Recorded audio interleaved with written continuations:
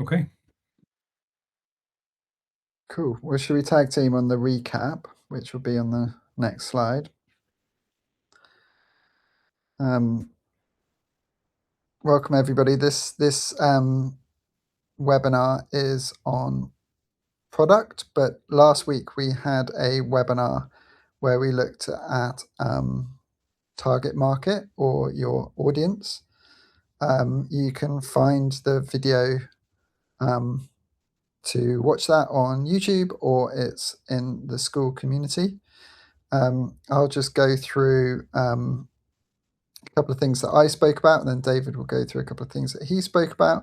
But just a really quick recap that we basically looked at some of the audiences that we thought were being left on the table, that the majority of us are aiming are marketing at what is known as the purist, those that are really into organic and local, but that only makes up 13% of people that are termed food engaged people or foodies, and that 71% of the population qualify themselves as foodies, which is a really high percentage.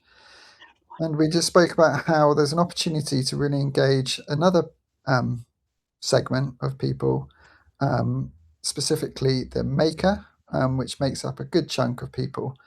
And we looked at things like the Riverford Instagram feed that sort of really spoke to how we might engage the maker through recipes and so on. So yeah, the full video is in the school where you can go through that.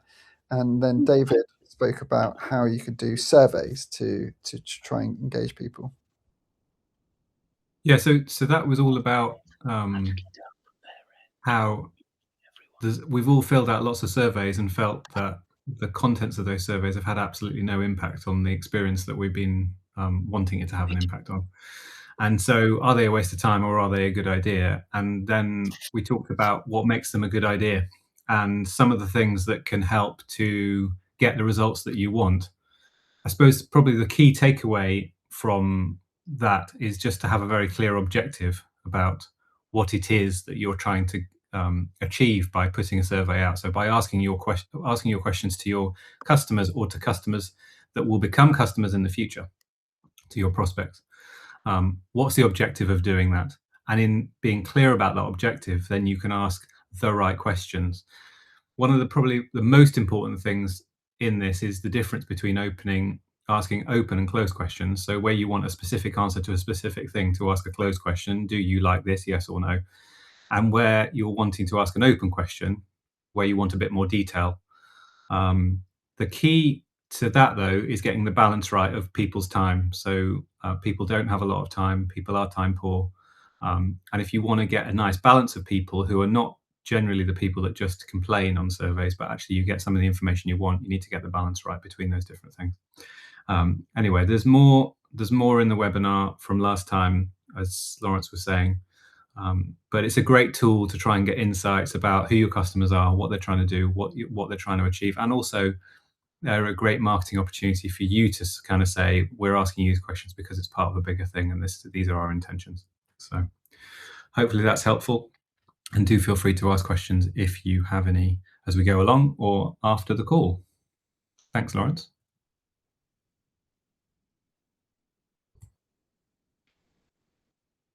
I think you're on mute.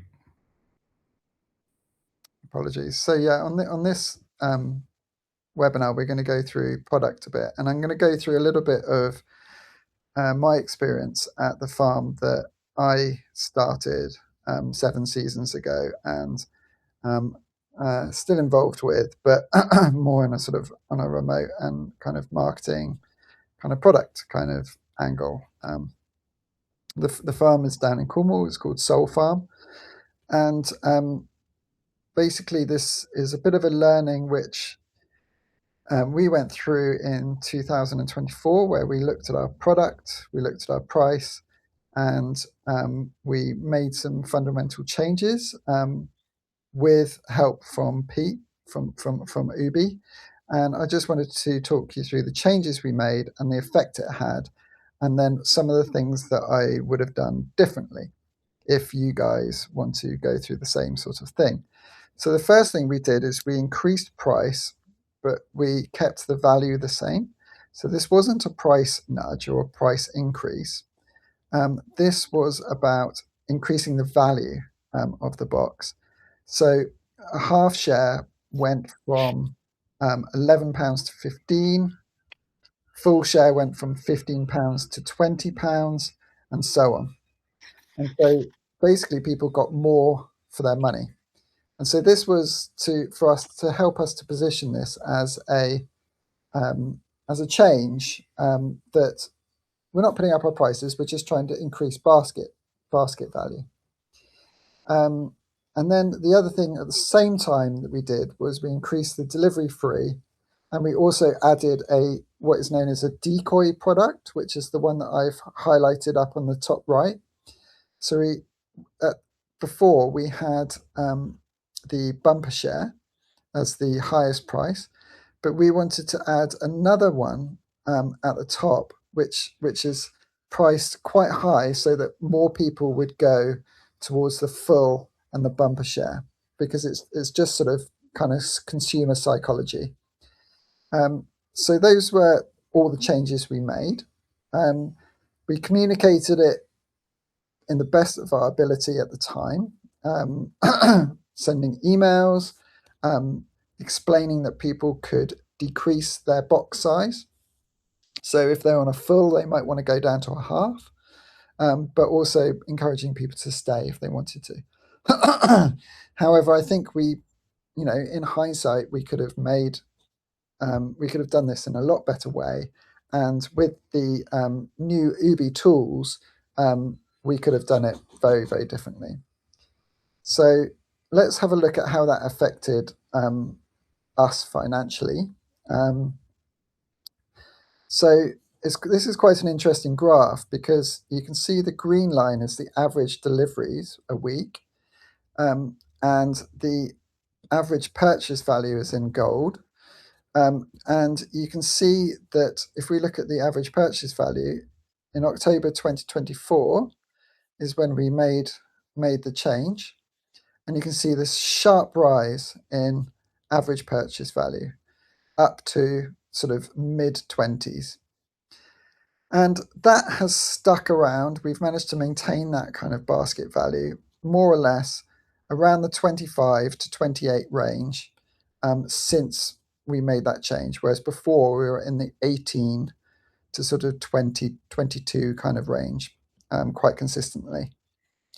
In fact, we were more around 18 if we went back more into July. It's just because that, I think we're showing about 22 because we're in the height of summer and we had like lots of tomatoes. So we see average price go down. Obviously, we see some other fluctuations that can be explained by other things like seasonality. But what we saw at the same time is we did see a drop off in the number of deliveries. So this increase, whether it was causation or correlation, what we did see is a number of we saw deliveries go down, but so we saw this sort of like cross, this almost like it went from there to there, and which is quite interesting. If we go to the next slide, what we saw is although we saw a drop in the number of deliveries, we went from 140 deliveries down to 120 deliveries a week. Because the average order went up, we maintain the same amount of revenue per week. So we didn't actually see this as a big kind of issue at the time. It would have been lovely if we could have maintained the 140, but we weren't able to. But it didn't affect us from a revenue point of view. But it also meant that we spent less time packing and delivering. So there was a good outcome there anyway. But what we would like to see you do is maybe take some of these learnings and not have this kind of dip that Soul Farm had. And I've got a few ideas of how we could do that differently. Go to the next slide.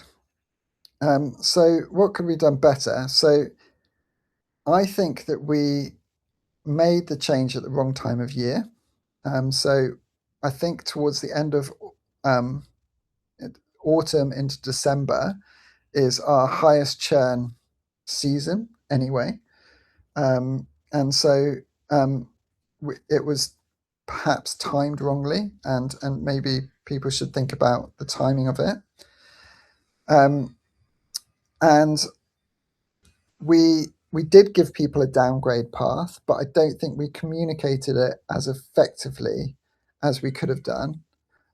And we probably could have done that in a more personal one-to-one basis. It's also worth noting that that price rise hits both ends of the funnel. So what we saw is we saw this drop off of the number of deliveries. So we saw people cancelling essentially, but then we also saw that it was harder for people to come in for whatever reason. So like there were less numbers of people joining. So again, that is a communication thing. We were on the old UI, I think, at the time as well. So I don't think it was as clear as the shop is now in terms of the price points. And so I think that affected things as well. But I think I'm going to talk through on the next slide how we could have communicated it. We did lead with the mission and not just maths, but again, we could have done that even better. Let's go to the next slide. So actually, I've done this in probably in the wrong order, but with the Ubi tools, what we've got is the ability to try and save people if they do cancel. So in order for if once you do the price rise, you expect a few kind of cancellations. So it's like, how do we save them? So what we can do is we can set up automations and sets of emails that go out based on triggers. So when a member cancels in Ubi, they could be sent an email, and this email could be something around communicating what it is. Did you know that the value has stayed the same? You're just getting more in your box. Did you know if you downgraded, you'd basically be on the same package as you were before? And oh, by the way, we want really what value your custom. So maybe here's a discount or a present. And then you might wait 3 days and ascertain whether they came back or whether they didn't. And then we can, if they come back, obviously they stay, and they might downsize. And if they don't come back, then we could ask them why they haven't come back. And there's a whole automation based on that, where you can say, was it price? Was it circumstance? Did it where you moved? And there's a whole kind of questionnaire, and there's follow-up emails to each of those things. So rather than just sending out a survey, which kind of goes nowhere, it's akin to a survey, but people get live responses based on what they responded to. So if they said that it was about price, you would then follow up with an email that said, okay, we understand that price is a barrier. We know that we just made changes recently. So here's other things you could do in order to save money or to maintain where you were before. And let's go to the next slide. This is how I would probably tell the story in the lead up to it. I probably should have led with this slide rather than the previous slide. But so if that previous slide is for people who have cancelled, this is to try and stop them from cancelling in the first place. So I would actually suggest that we start communicating a price change almost 6 weeks, 5 to 6 weeks before you actually make the change. And we send them a set of emails all the way through that journey. So we send them one that really explains why we're doing it, story behind it, leading with the values. Then we follow up with an email saying, these are your options. This is what you could do. These are the changes you can make. And maybe you make it really easy where you you say, just reply to this email, and we'll do it for you, just so you can take out the bother for them. And then you sort of say, right, new prices are starting now. You, sorry, the following week. And then remember, this week the prices are live. And then after it, we have like a bit of a check-in to say, how is it? Do you still want to change? And then we might go into, and then if they've stayed with you, great. If they cancel, then we might go into that win back strategy that I mentioned before. And then going to the next slide. So really wanted to make a sort of a bigger point here that nothing is really a mistake, that you've got to keep trying, and it's about time and execution and learning from kind of other people's things. I don't feel like it was a big mistake for Soul Farm. I think ultimately we're in a better place now, although it's taken a while for us to climb back up. But yeah, through some of these learnings, I think you guys, if you want to massively, because it is a big jump going from 18 to closer to 25, if you want to massively increase your basket value, this is a way to do it. We're going to have a Q&A in a second about this kind of section before David moves on to his kind of bit, so you guys can ask me some questions about this. But I just wanted to, because we're talking about product as a whole, so we talked about, really this is about price. Another way of looking at product is, what are the boxes and what are the things that you can do? And so if we go to the next slide, I just wanted to give you two kind of ideas that that Soul Farm has done. Is in fact, the cabbage and culture box is something that we haven't launched yet. But in January, we did a New Year bundle for a sort of a immunity booster box. So, this is about trying to create diversity within your product range. And there's a few KPIs or performance indicators that you can look at when you're creating a special product, whether that's ongoing or whether that's a time boxed kind of product. And it's not just about people taking up this box, because some of it is a marketing tool, some of it is a way of communicating to the maker audience that I spoke before around on social media. So rather than just constantly posting shots of, you're in January, it's wet, what are the nice things you can take of photos of on the farm? Oh, it's a bit grim again. It's raining as we're harvesting again. But this is a positive thing that you can communicate in January. And through the new tools, what I would suggest that any of these new products that you really want to market and sell is you create specific landing pages for these products and really tell the story behind each product, and then push people through to kind of ordering. And this creates real intrigue, especially with new customers. And the cabbage and culture box is just like massively on trend. People have moved. I don't think protein has gone anywhere, but like culture and ferments is like the new on trend thing for this 2026. And so it's quite a cool thing to do, to be like following trends. And next year will be something else. But it's coming up with nice ideas for your products and then marketing it. Another idea that Soul Farm wants to do, but we haven't done yet, is a box for people's their children's lunch boxes.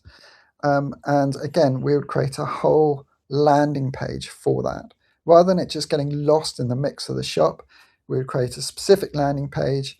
We would make social media posts about it, and we'd point people to that landing page so they could read more. So I spoke about two things. I just want to open up to the floor to discuss these things specifically before David then goes into a slightly different angle on product. So, does anybody have any questions so far?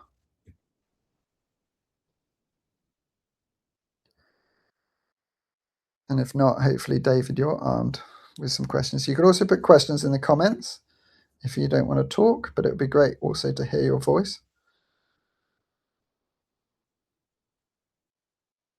Or if you're having mic problems like Maria is having.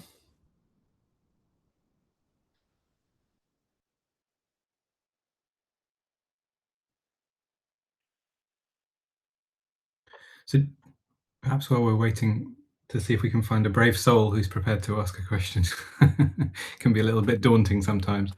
But could you give some examples, Lawrence, other than the ones you've given today, with the things that you tried that maybe have been less successful, and then what was the learning from that? Have you got any examples that you could share?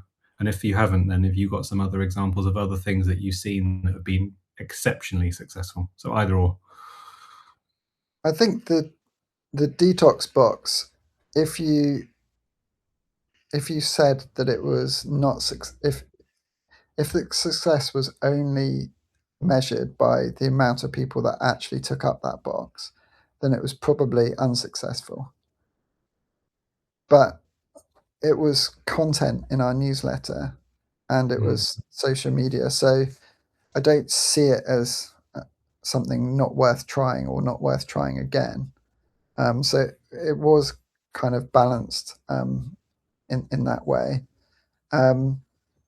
Yeah, we haven't. Soul Farm in particular has not done masses of exploration into creating different types of boxes and different sort of permutations.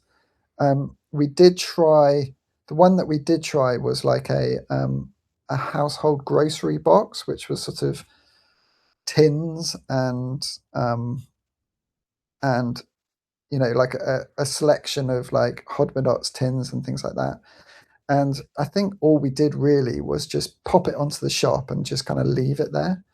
And we just had no uptake on it and ended up just taking it off. And it really the story is that we didn't promote it adequately or properly, and didn't really have the tools to do it anyway. So yeah, that was probably a failure. And I think maybe for the audience that are on the call today, or those that will watch it on the replay, I know it's obvious to you and I, but I think maybe to kind of bring it to life for people, the point of these tools is obviously around business growth, marketing, increasing sales, increasing basket value, and so on. But the opportunity is around helping people to automate some of these things so that they don't have to be sat in front of the computer. They can, like, as you call it, like, set and forget. So could you just talk a little bit about, that to people so that they get this idea that they don't have to be they have to set some time to do the prep, but once they've done it, they can let it go and let it do its magic. Yeah. So how you're sick. Say you're 8 weeks away from wanting to do a price change. You would do all the spreadsheets. You would make all the changes to all the spreadsheets you need to do. You would plan all your ordering and stuff like that, and then at the same time you plan your welcome sequence. Your sequence of emails. You'd write them in one go. You put them in all in one sequence of emails, and then you would set it. And as long as you made no changes, you would then that would just go off.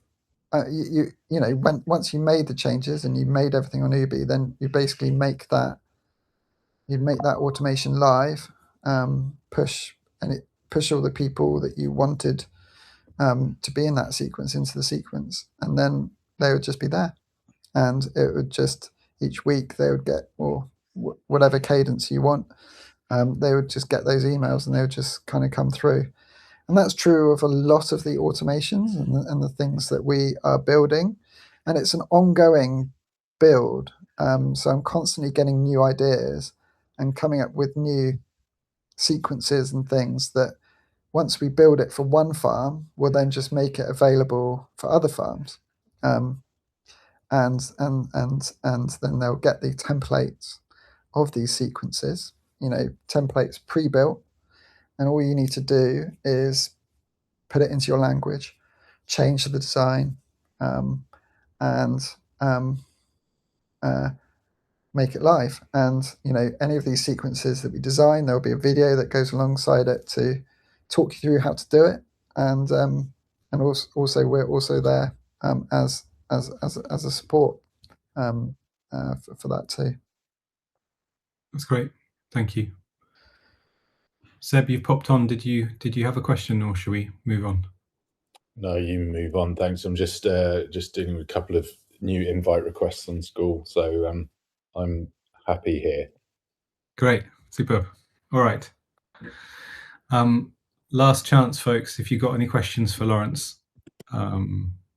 just in this section before I move on and do anything. Has anyone got anything that they'd like to ask? Great. It's too hot for people. Yeah, absolutely. Yeah. People are losing the enthusiasm. Yeah. By the time people watch this on the recording, it'll be raining again, so that'll be fine. So thank you everybody for your time. There'll be another opportunity to ask some questions again after my section. So if you think of anything that you want to ask Lawrence after this, you can either just pop it in the chat or you can come on afterwards and ask those questions too. What I want to talk to you today is about business growth and our opportunity to pull different levers that help us to grow our businesses. Okay, and we're going to focus specifically on 3 of those levers, but any of these ones that you see on the screen right now, any of these 10, you can pull at any time in order to be able to grow your business. So that could be you want to focus on your customer satisfaction or your customer experience. That will have an impact on your business growth. Likewise, we've just talked about price increases.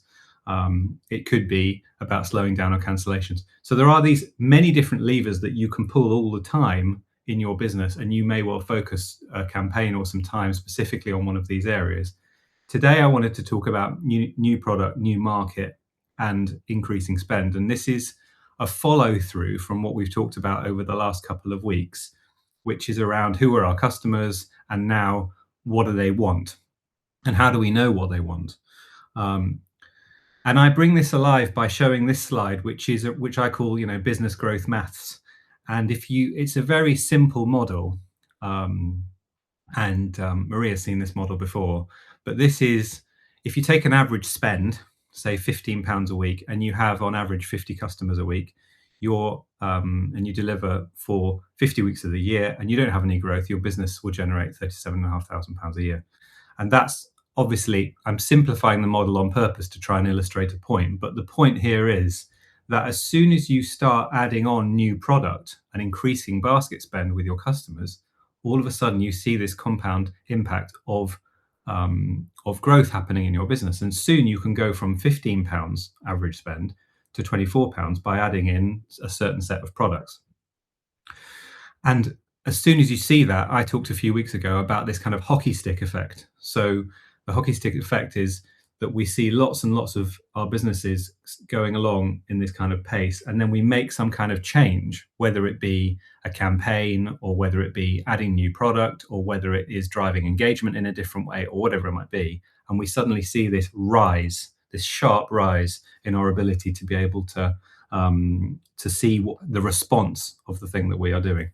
So from a product perspective, if you're in the veg space and you added milk, eggs, and bread, and you ran a campaign to support that increase of product to your customers, and then you saw a big increase of that product going to your customers, you would see therefore a great increase in your margin and your revenue.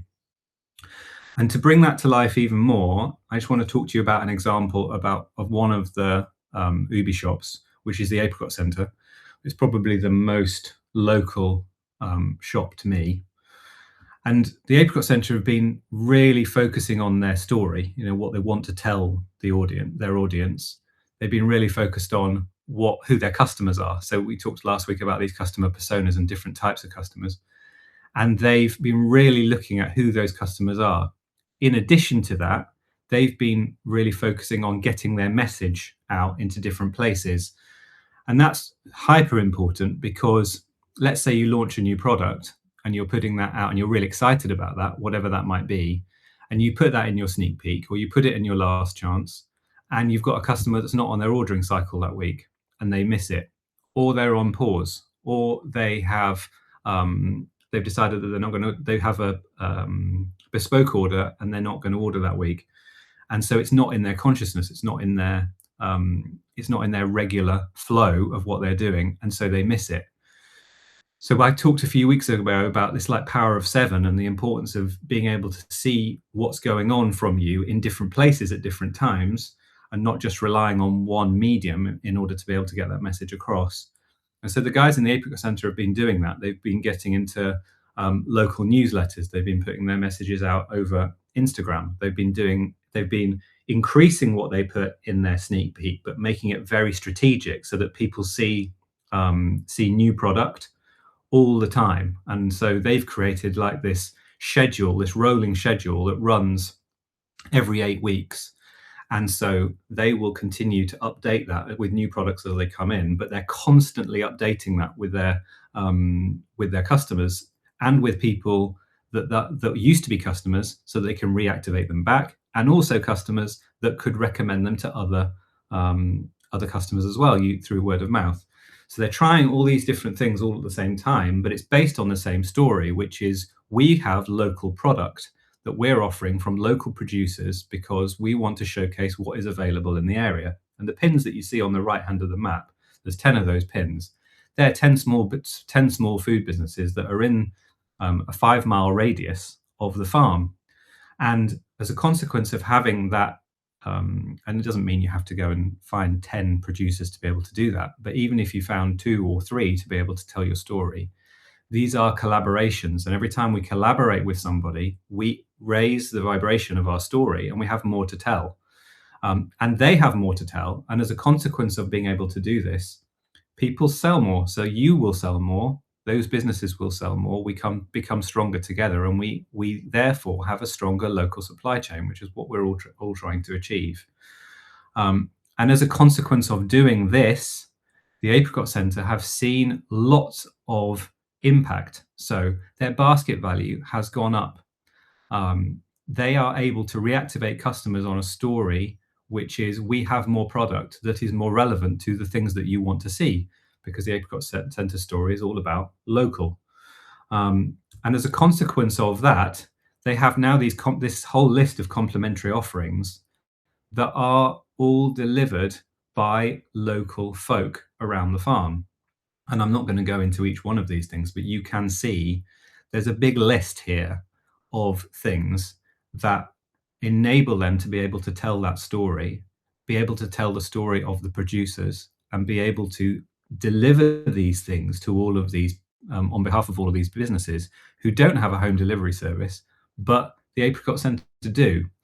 And so that's why they've seen a real increase in sales, because they are really joining together the dots of what is important to them in their story, and how to make that local offering something which is compelling. The other benefit that they've seen of this is that customers who were previously on pause and staying on pause for a long period of time, they're now not doing that as much. And another consequence of that is the number of cancellations is reducing. So when I talked earlier about this kind of hockey stick effect, you kind of stack all these benefits together, and all of a sudden you have this incredible ability to be able to see your basket value increase, your retention numbers increase, your cancellations decrease, and it has that compound effect. So that's quite an interesting story around different ways in which you can do that. And depending on what the story is for your business and for where you are at, we can either help you, or you'll know what the story is that you want to take out into the world, and then you can build some sort of campaign around that, and then use the capabilities that we're talking about and the tools to help to automate that and bring that to life for existing customers, for lapsed customers, and for people that are yet to become customers. So the opportunity here is really really exciting from my perspective. And the more and more work I do with businesses like yours, I see that opportunity to increase basket value, increase the customer experience, increase that retention, and therefore at the same time increase profitability and the growth of the businesses that we are working with. So yeah, it's very, very exciting. And this kind of brings together that opportunity, in whatever way you want to do. But for the Apricot Centre, that was about bolstering their local offer. It was about getting their audience clear about what was available and getting them aligned and behind that. It was about delivering something which I think is very important for all of us, which is achievable, and therefore then seeing some really nice results as a consequence coming from that. So that's the update from me. I'd be keen if anyone has any questions that they'd like to ask about that section. And if you've thought of something now that you'd like to ask Lawrence specifically around the tools, then that would be a good time to do that now. So let's just hold for 1 minute and see what comes through.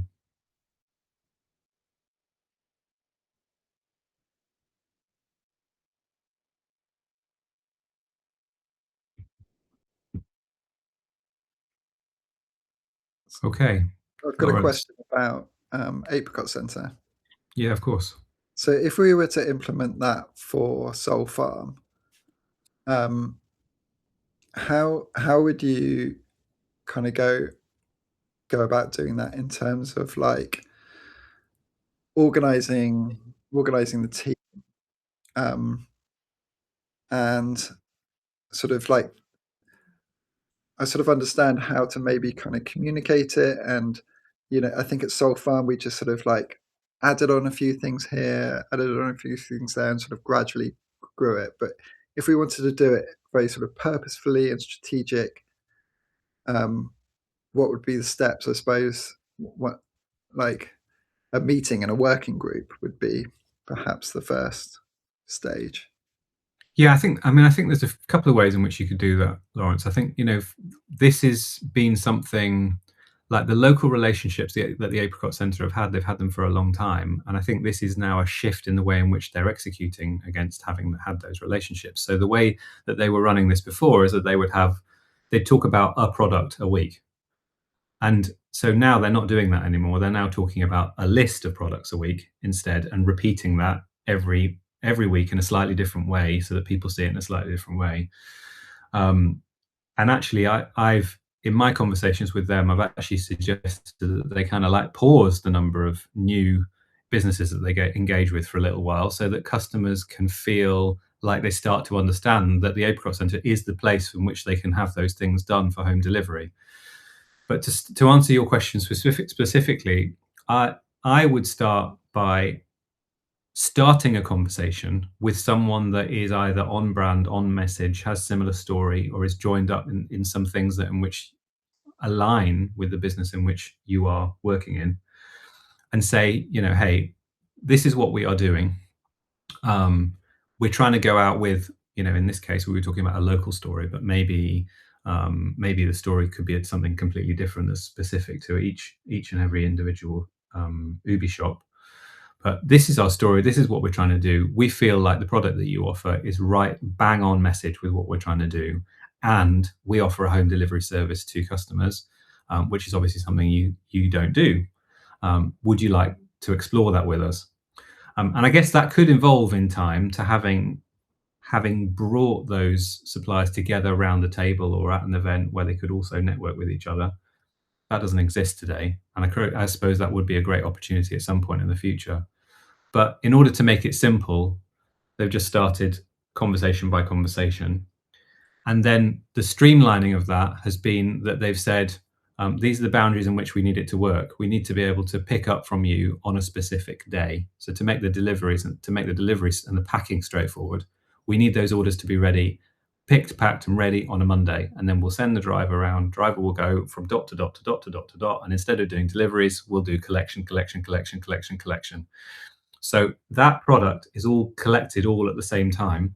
It then comes into the packing team, and then the packing team are ready to be able to go and do their packing days with everything ready to go, without there having to be any delay or any challenge. So I think what is important is to think about how it gets integrated into the packing and the delivery week. And I think the other thing that you have to be a little careful of, and I'm saying that on a day when it is, going to be like 30 degrees or something, is if you're not in a situation where you have refrigeration and you're getting into new product that you think is exciting for customers, but you don't have the right infrastructure to be able to do that, you obviously need to be ready for that too. So Yeah. it's important in that kind of like logistical thing. You can tell a really good story, but if the product by the time it gets to the customer's doorstep is looking a bit sorry for itself, that's also not a great experience. So looking at it from end to end is something that is really important in that too. And we spoke a bit about that in one of the other webinars, the webinar where we looked at the product ladder, and yeah, spoke about how you can, try some things at the start. I think specifically the problem with Soul Farm, and I really hope that I wonder if this is a common theme, is that there's us as directors wanting to achieve things, and then there's the reality of the person on the ground. You've got one person doing all the ordering and doing the newsletters and the marketing. Really, she's the product person, but she's also a grower and so on. That taking even a step back from there of going, what categories do we have? What category gaps have we got? And being and sort of like having that kind of almost the slightly bigger picture thinking before quite a lot of the things that you said is probably the thing that we need in order to sort of carve out some time to actually like think about it properly, rather than just sort of doing it from the hip and so on. Yeah, absolutely. I mean, did they start off with a spreadsheet or have they been slightly doing it from the hip?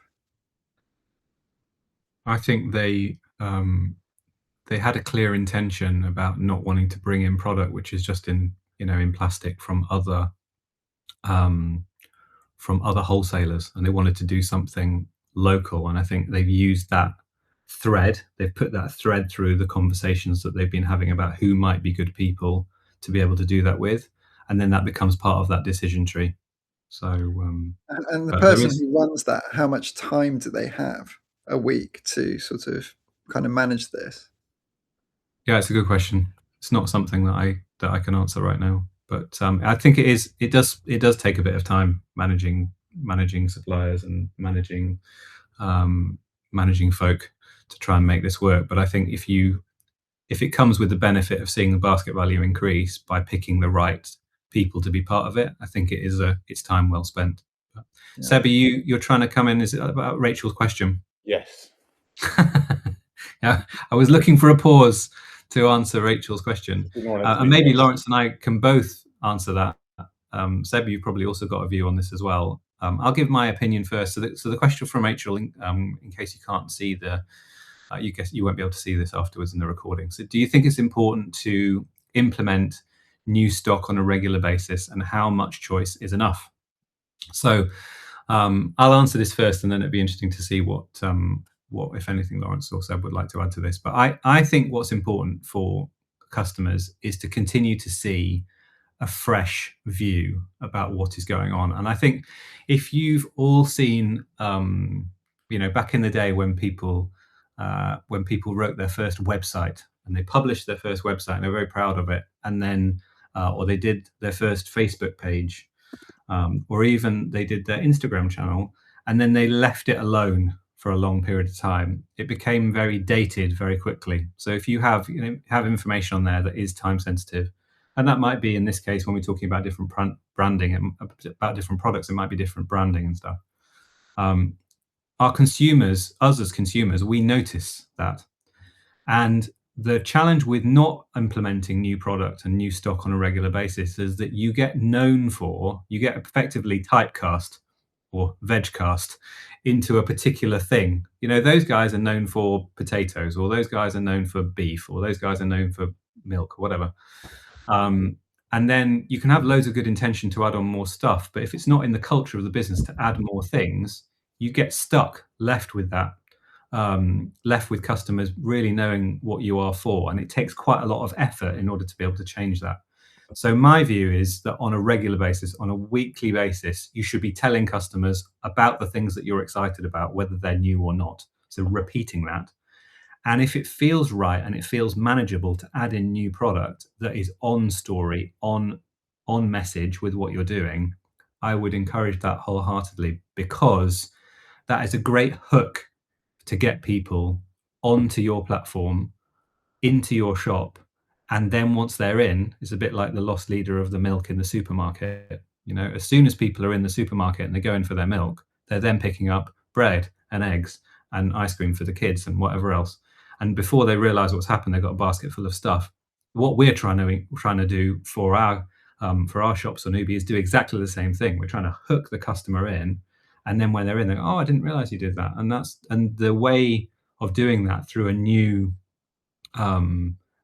setting up a space on the site where you can say new or exciting or local or whatever it might be, that gives you that opportunity to be able to hook those customers in, and get them to spend more while they're there. Lawrence, Seb, what would you add to that? I mean, I would just to answer the question about is there how much choice is enough. Mm. My gut feeling on that, unscientifically and unresearched, is to look at like other e-commerce brands in the food space, which would be Tesco, Asda, and so on, where the choice, you can basically have everything. And Ubi now has the search function, so in order, and you've got all the different categories and so on, and so you can have, I think you can have endless choice. In fact, the other thing that we tried was we tried 2 different types of eggs from 2 different farms, and in order to, and like I felt a bit nervous about that, and I think it was fine in the end, and bread as well. You might offer bread from 2 different farms in order to sort of increase that choice. I think with the way that Ubi is going with the new UI and so on, it's easier and easier to find the products that you want. And realistically, people are not going on and shopping on a daily basis or weekly basis like they are with Tesco's. And so it is more or less, a lot of people's habits are like going on once a month maybe and making changes. Some people are going in every week, of course, as well. So it's not like you're overwhelming them all the time. I personally think that you shouldn't hold back in terms of the amount of choice that you give people. My one sort of thing to include in that sort of bit of advice is, as much as I agree with all of that, I think from my experience, sort of from an outsider looking in a particular box scheme, is that if you are going to take on more and more products and a bigger and bigger range, you have to be able to maintain the quality of the product that you're delivering, that overall product that you're delivering, because more products can mean more mistakes on a weekly basis. And as Absolutely. soon as, my experience is that as soon as the quality goes down because mistakes are being made, so something's being missed or the wrong thing's being put in or anything like that, that's very quickly going to lose your customers and you get a higher churn. So as long as you can, maintain that quality as at the same time as increasing the product range, that's the most important thing. So the timing of when you do that is critical, and how the processes that you have in place in order to maintain that quality. Can I Anyway, can I There's just build on that for 1 second? Go operation ahead, versus Lawrence. marketing balance, isn't it? No, you go ahead. Just say what you re-say that again, Lawrence, because I think you just got drowned out Yeah, by it's me sort speaking. of operational balance with the marketing balance, and there's nothing more annoying. It's great to have a product on your shop, but it's nothing more annoying than not receiving it because you're out of stock on it. or not or getting into a routine of buying that particular, of knowing, okay, this place is going to have that product on a weekly basis, so that's where I'm going to get it from. Buying it, and then the next week, it's not there, and so very quickly the consistency's gone, and you just go back to getting that thing from the supermarket, because even though your values mean and you'd much prefer to get it from the local place, it's always at the supermarket. So I'm just going to go back to getting it always at the supermarket, because if I do my supermarket shop for the week before I do my box scheme shop, and I don't buy it from there because I'm going to buy it from there, and then it's not available there, that's even more disappointing. So I think consistency of supply is also really important. Yeah, it's really valid. We've got a couple of minutes left, and I'd just like to see if there's any other questions before. I got one other thing I can add to this in a second. But that's good. Thank you, Rachel. That's great. Has anybody else got any other questions that they'd like to ask us?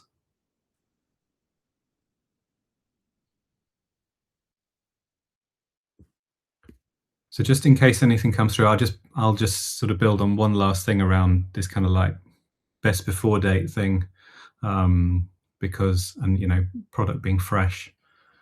As a consequence of not having enough storage space at the Apricot Centre to be able to get in loads of bulk things, and also the space that they did have being in a very dusty barn, they didn't feel like the produce was either on, if they were going to buy stuff in from a wholesaler, was either going to be A, on message, or B, was going to be in great shape when it turned up on the doorstep to the customer. So they collaborated with a zero waste shop, which has been hugely successful.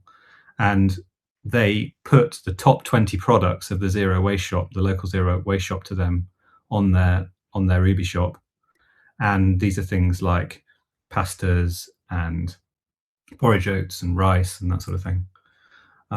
So they took the top 20 sellers, put them on their Ubi shop, and because there's such a high turnover of that product in the zero waste shop, that stuff is always turning up fresh.